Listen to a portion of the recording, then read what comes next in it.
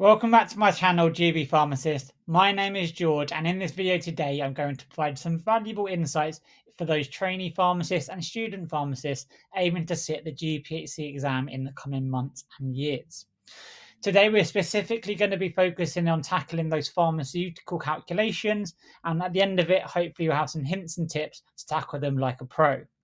Calculations are often something that can be quite daunting in the exam, but with the right strategies and practice, you can master them efficiently. So today I'll be sharing my top tips to ensure you excel in your exams, and now the calculation aspect.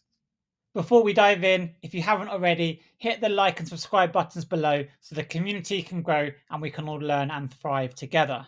So without further ado, let's dive right in. So, tip number one, work efficiently. By swiftly handling those simpler calculations, you can create more time to tackle those trickier ones. Familiarize yourself with a range of topics outlined in the registration assessment framework, which you can access via the GPhC website. And this includes estimations of kidney function, concentrations, dilutions, and much more. Efficiency is the key to success here. So see what the criteria is and then work through nailing each of those. My top tip number two, draw out the key information. So, some questions, have you probably seen, can be quite wordy and overwhelming with information. However, by underlining the relevant details and visualizing the problem by breaking it down, we can really nail down what the question is asking. And this can be particularly useful for those questions using dilutions and unit calculations and unit conversions, where the answer should be in a specific format. Therefore, understanding the format and understanding the criteria from the question and drawing out that relevant information, we can really simplify those wordy questions and ensure we get the right answer.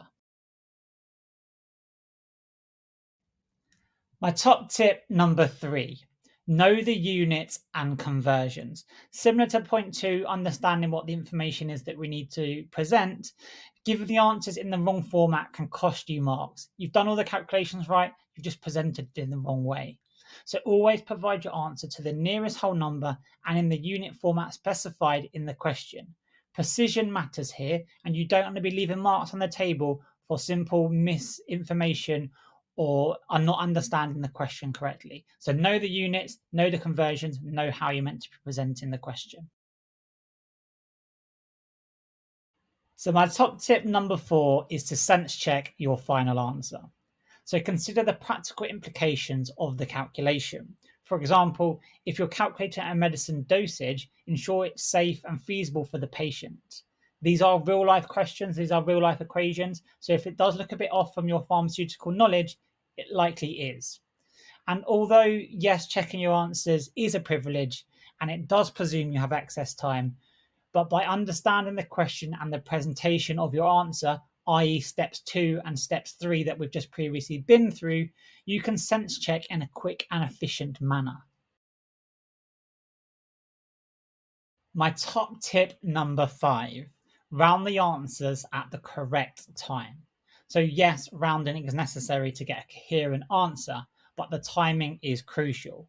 Be mindful when to round individual doses to ensure the accuracy of the calculation.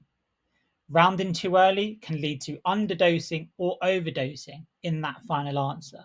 So understand when to round and if it's up or down depending on tablets or infusions, etc., and making sure the answer at the end is valid and critical. My top tip number six, extract and interpret the right information. So as you might be aware, some of the questions require you to use resource packs and resource material. And similar to point top tip two, some questions may require you navigating these resource packs, which have a lot of information in. So be confident in extracting the critical information from these at times wordy documents, such as BNF extracts and patient information leaflets, and also practice using these resources effectively.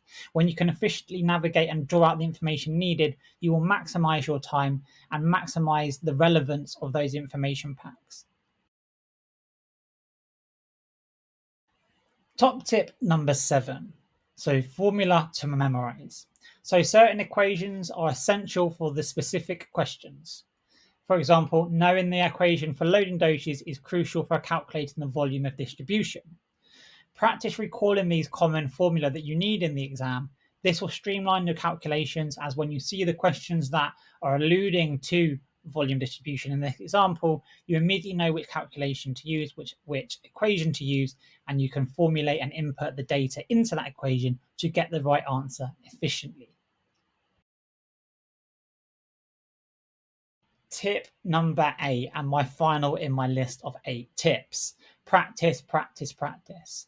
At baseline, mock and practice papers are great for understanding your current standard, but also practice papers are great for tracking your development and highlighting areas to focus and improve on throughout your learning and revision journey.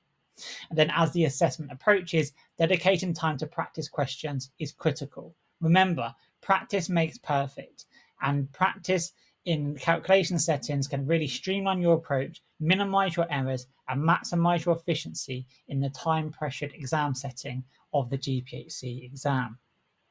Finally, a bonus tip that I want to throw in for you: remember, educated guesses can be beneficial in the exam. It's not negatively marked, so understanding the criteria, and from tips point 2 and point 3, we can really give educated guesses to ensure that we give ourselves our best chance of getting the right answer. It's not negatively marked, so if you do get to that stage in the exam, then remember, educated guesses can be a beneficial point here. Obviously, we want to avoid them. We want to really critique and understand the question, but it's always something that we can fall back on if really needed.